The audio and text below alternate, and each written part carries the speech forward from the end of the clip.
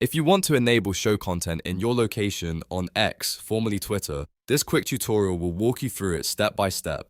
This setting can help tailor what you see on your timeline and then explore based on your location, so if you've been trying to find it but couldn't, you're in the right place.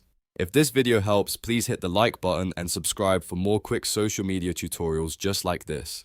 Now let's jump in. First, open X and make sure you're logged into the account where you want to change the setting.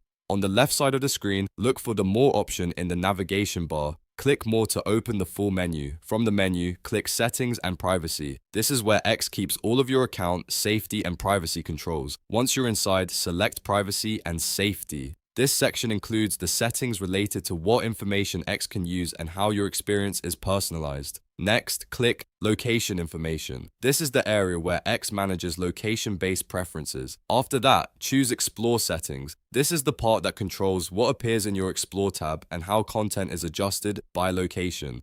Now you'll see the option labeled Show Content in this location. Simply toggle this setting on. Once it's enabled, X will begin showing content that's more relevant to the location you selected. And that's all there is to it.